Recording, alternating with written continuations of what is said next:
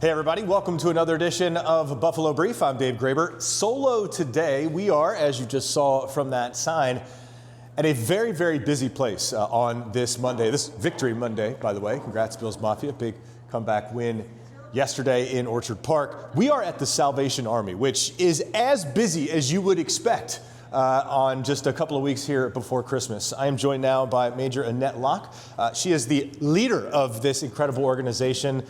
You, of course, have seen Annette many times on our couch. She is so good with the message of this incredible organization, and that's because she has a true passion for it. And honestly, like before we even start, we've known each other for several years now, and your passion never wanes. Thank you for what you do for this community and, of course, this organization. But it would not be possible without the community, right? That's right, absolutely. So thank you. Yeah. We're so excited to spend this Victory Monday here at the Salvation Army. So we're at the Salvation Army's Family Resource Center here at 1000 Main Street, downtown Buffalo. And we are starting the setup today for our Christmas toy shop. Yes, we've been doing this for a number of years, and it takes a lot of preparation, but it takes the support of the community, or we don't get to do what we do without their support. So we're excited today to gather volunteers and our staff, and everybody's doing all the prep work of bringing in the resources that the community shares with us. We talked with some of the groups of volunteers as they were getting set up for what their jobs would be like today. A woman we're going to speak with in just a couple of minutes, Lori Krajna, she detailed all of what is left to do. And what is left to do is a tremendous amount. We're talking about hundreds and even thousands of donations will all be kind of coming through and filtering through here. It is an incredible operation. So, Annette, what do we sort of start here? When folks come here, first of all, how do they find this place? There is an application process, right? Yes, there is. So for the last several weeks, about a month or so now, we have been taking applications from the community for those that need a little assistance during the Christmas holidays. So our Family Resource Center staff have been set up with their computers. We're also part of the Western New York Holiday Partnership. So an important part of that whole application process, bringing people in, checking them through the database, getting them set up, and then we begin the prep work. So we've had over 800 children so far added to our list, and now we are preparing for their caregivers to come through. They'll have an appointment.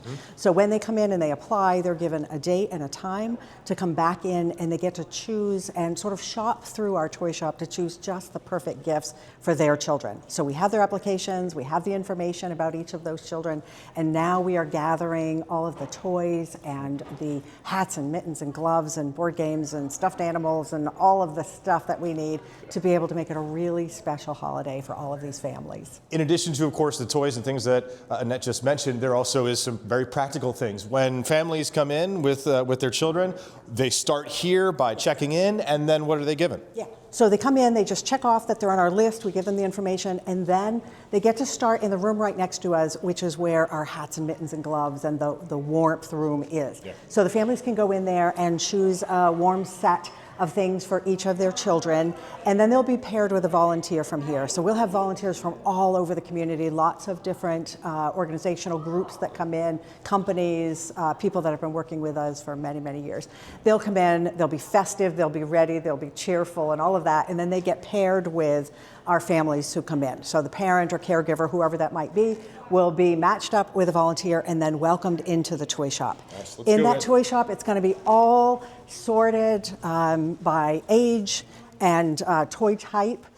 And they'll come in here and they'll get to walk through. So they'll have a slip of paper that identifies their family. So it'll say if they've got a little girl who's 2, a boy who's 4, an older sibling who may be 9, and then the volunteer will help them go to those areas, and then they get to choose from the items on the tables. They each get several items from the table for each of the children.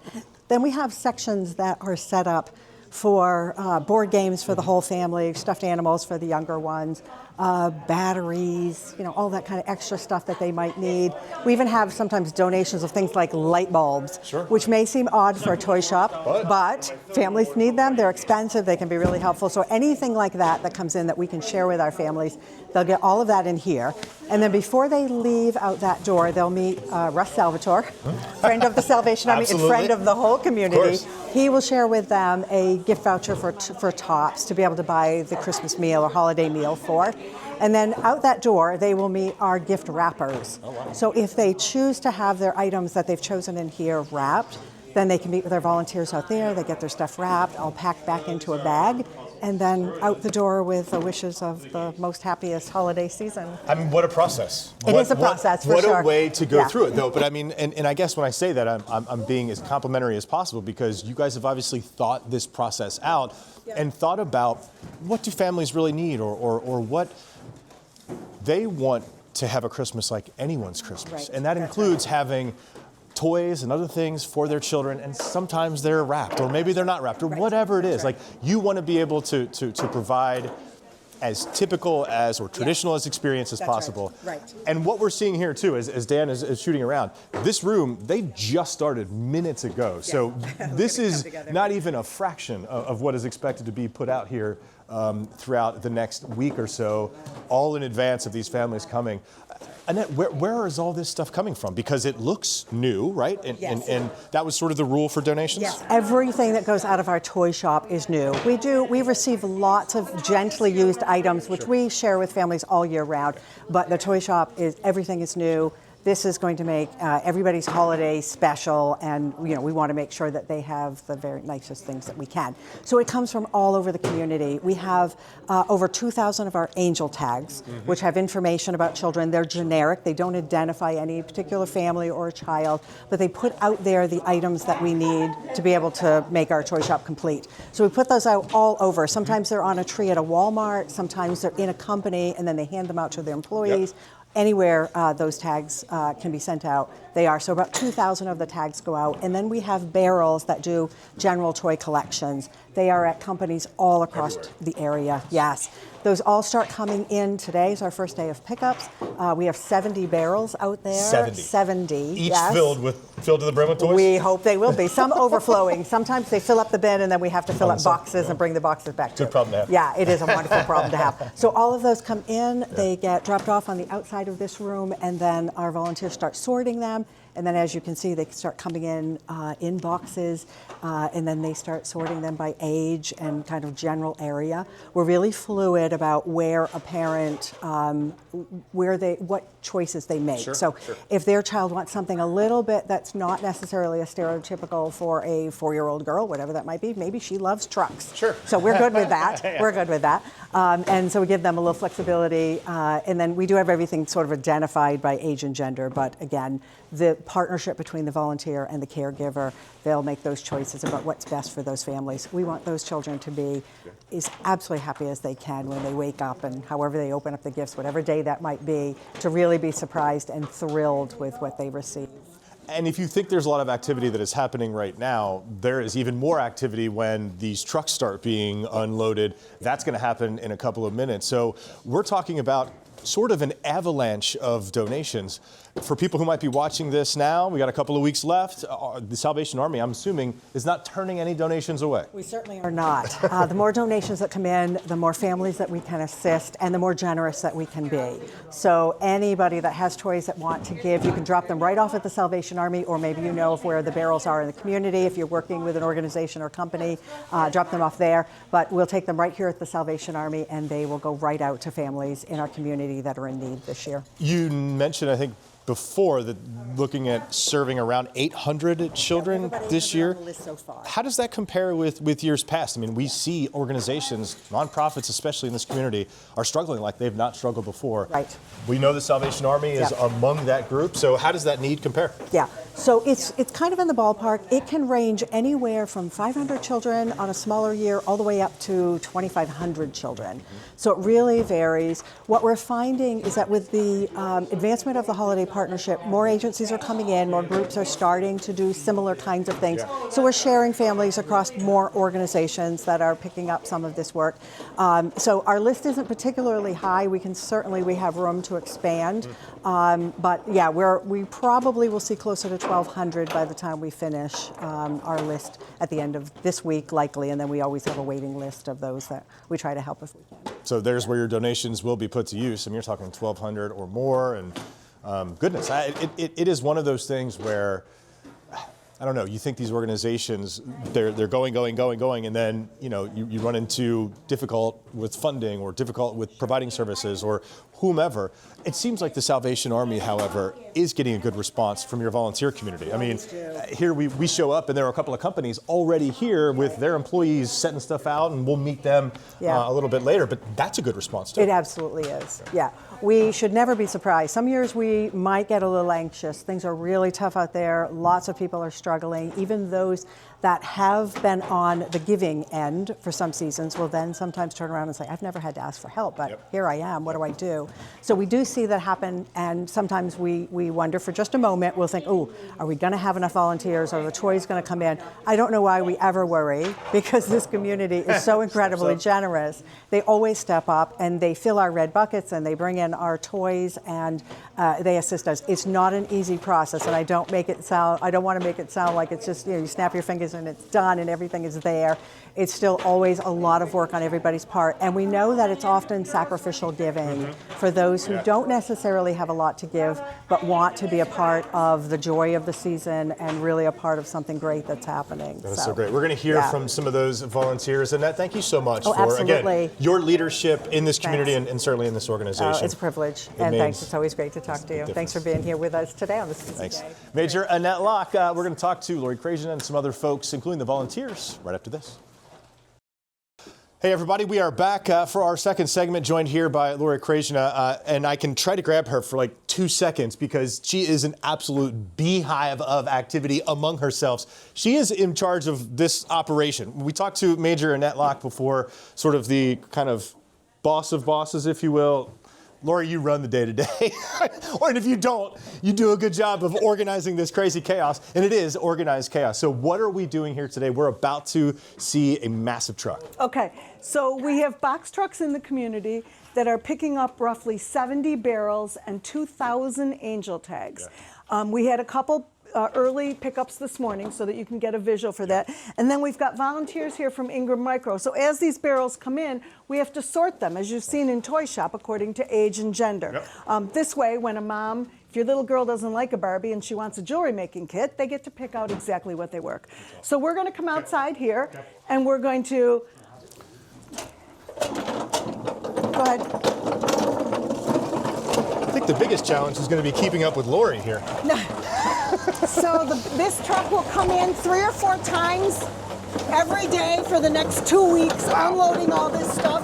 We do have a couple pickups we've done this morning. And thanks to our Ingram Micro volunteers, we've got the brute power to unload it. That's awesome. And again, say that again. How often will this truck make these drop-offs, Lori? So for the next 2 weeks, I have 2 trucks in the community doing 2 pickups each. So I've got 4 pickups a day for the next 5 days, 20 pickups. Just tons of barrels. The generosity in the community is amazing. That's awesome. We were talking to Annette before, and she was saying they have around 800 children. You guys have around 800 children.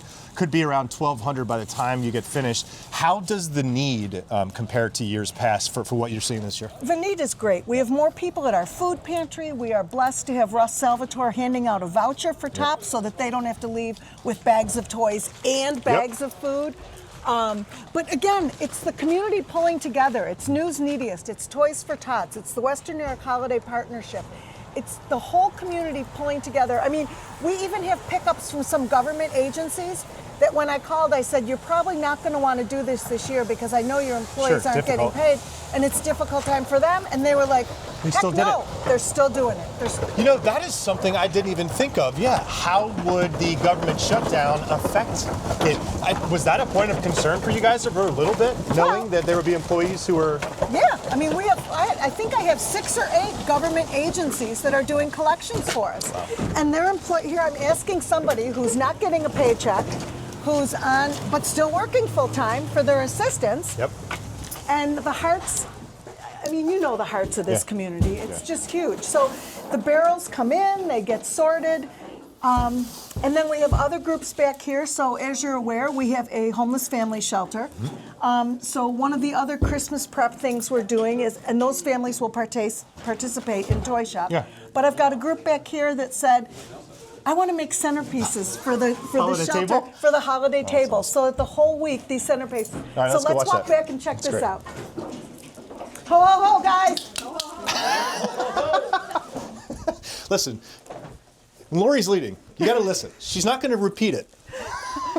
right? Look at all of this. I mean, these are all toys, boxes and boxes. This is our filled with organized toys. chaos. This is our organized chaos, and That's great. luckily we sort them as they come in so that they're all boxed here, so that as Toy Shop happens and as maybe we have more boys, 10 to 12 this year, and as that table depletes, we can come out here and restock it. Awesome. So let's go check out the centerpieces. It's great. I mean, you got forklifts in the hallway. That's how much stuff we got going. That's right. That's pretty great. Okay, 5-star volunteers, you're about to be live here, showing everyone This is so great. the gorgeous centerpieces. Frauke, maybe you want to explain what your group Sure. is doing here. Check these out, Dan. So here's a finished sample of what we're making. We are taking different jars, and we get to roll them in Epsom salt and glitter, of course. You got to have a little sparkle. And then decorating them, and then each one of them will get a little votive candle in there to light up. And then these will be on the tables for the families while they're having their festive holiday dinners. I think we're going to put them on for the whole week because this is just really cute. Isn't this? This They're is so so- much fun. And we all have those fabulous jars that we think, I can't throw this out. It's Yeah. a lovely glass jar. And what a simple way to do something, at home with whatever leftovers you've got. So I love this idea. And you said, what was it? Just glue and Epsom salt? So yeah, we're using some Mod Podge and then rolling it in the Epsom salt. We added a little glitter because we like the sparkle. Sorry for my voice. I was at the Bills game yesterday. Go Bills. Exactly, go Bills. And what a game. So then we roll it, and then Lena here is demonstrating how to decorate them. We've got some little holiday bells. And then you know how things fall off of your wreaths and all of that kind of stuff? Don't throw those out. Or if you've got all those little time cones in your backyard, you can find all sorts of fun stuff. And then, of course, at holiday ribbon, you could take the ribbon that came off of your gifts and reuse that. So repurpose those glass jars and whatever stuff you've got laying around. This is a great craft. A rather messy craft, I will admit, but that's what these lovely disposable tablecloths are for, so you can just kind of clean up and good to go. So I had my eye on you from the moment we walked in because of the energy that you were showing. You're a volunteer. What is your name and which company are you from? So my name is Frauke Stoffel, and I work for 5-Star Bank. I'm our culture and community engagement specialist. Nice. So I literally have the fun job. I get to work with all of our community partners and organize all of our volunteering events and do all sorts of supportive events and then sponsorships and so much fun stuff that we get to do. And we absolutely love working with Salvation Army. We've partnered with you on so many different things, and they do great stuff, and we can support them doing great stuff. We'll be back here again for the toy shop at the end of next week. Jose and I are signed up to help with the shopping, and we've also collected some of the toys that they'll be bringing back in barrels. So it's one of those full circle. We collect the toys, and then we get to help the family shop for them. Anything that we can do to help our communities in need, it's exactly who we are. We're a community bank for a reason, because our community is important to us. And if you think I have energy, I know. Listen. we gravitate to each That's other. right. We're a power team. That's it. We got it. Listen, I don't know how much more time I need to spend between these two. I don't think ever I'd get a word in edgewise, to be honest with you. But seriously, thank you for what you and the company is doing, you guys. Thank you for volunteering. This is such a great organization. So when you have this much energy and stuff, it makes it a little easier, right? Yes, yeah, and fun. Especially on a Victory Monday. Oh, Victory Monday makes everything that much sweeter. Go Bills. All Guys, thank are you we so off much. to the mitten room Yeah, now? let's go to the mitten room. Let's go to Okay. the mitten room here. Thanks, guys. The funny part about Frauke is when I called her and said, do you want to do this or that? She immediately said, oh my gosh, I just saw this thing on Pinterest. And we can do these great centerpieces to make the dining room at the family shelter look so, That's so cool. inviting and engaging. Oh, they're such a great, like I said, volunteers. I hate to turn people away. Sure. But we have so many volunteers right now that are making this all happen.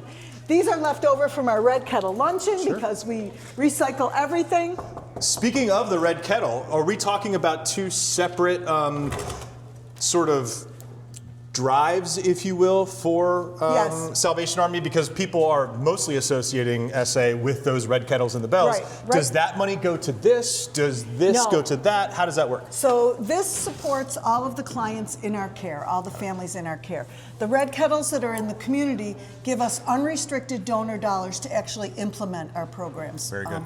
Or to buy food that's needed for our pantry and to restock. Speaking of those, how are donations for those so far this year? It's still early in the season. Still but early, still early. I mean, we will take, People need to remember that we need your support and your volunteering 365 days a year. Yep. Everyone wants to volunteer at Christmas and at Thanksgiving, and we are truly blessed and grateful for that. Yeah. But we need your help all year round. I mean, families are going to need to eat all during, January 1st, I'm going to need a restocking.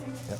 Very This true. is our hat and mitten room. This is where the families will actually start while they're waiting for Great. their clients. We have donated gifts of warmth. M&T and Tops are collecting those now in the Tops stores. Nice. And the volunteers, the Ladies Auxiliary, have put together these little packages of scarves, mittens, hats that are organized. Some of these are homemade without question, right? Some of them are very homemade. Yeah, I okay, mean, because my check- wife is a knitter and Check this out. Look look at at these little baby these hats. little baby infant skull caps. Are these too cute? They are I super know. cute. So there are a lot of homemade. gosh. I have donors that call me up the week after Christmas and say, mittens are on sale for $1 on Amazon. Buy 'em. I just bought $1,000 worth of mittens. Can you save them till next year? I'll be like, well, I'll save them if I have to, but if the need is now, we can hand them out at our family pantry, at our street feed program.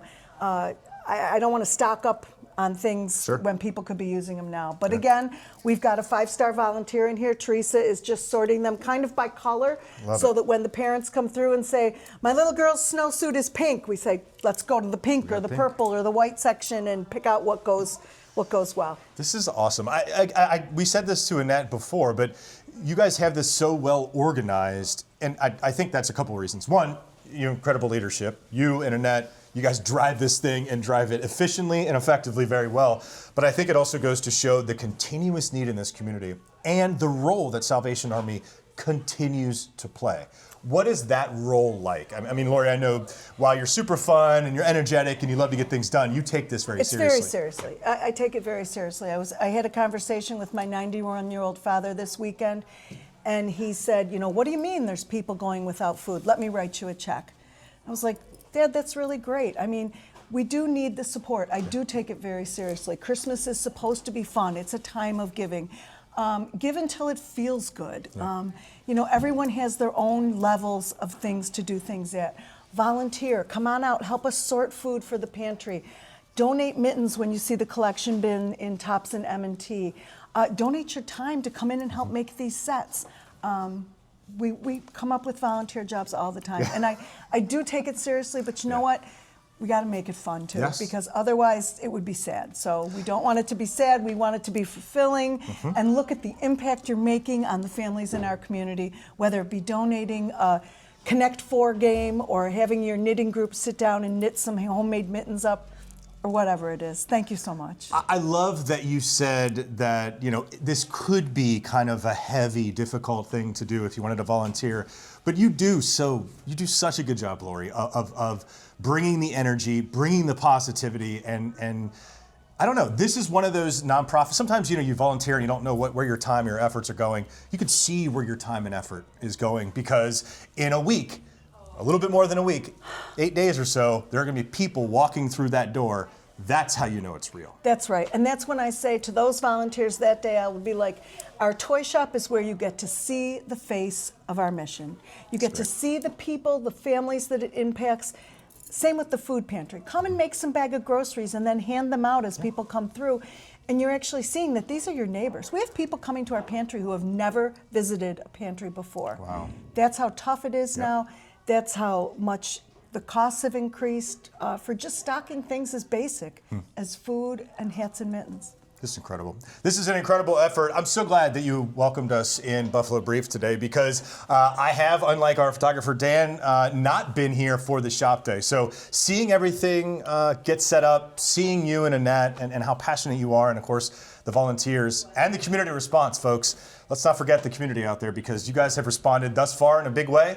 The need is still there, whether it's donating your time, your money, a scarf or a hat and or a board game, something. The need is there. It will not go to waste. Huge thanks to Lori. Huge thanks to Major Annette Locke. This is it for Buffalo Brief. Join us here at the Salvation Army if and when you can. We'll have much more on our website for how you can help, WIVB.com. That's it for Buffalo Brief for today. I'm Dave Graber. We'll see you tomorrow. Thank you.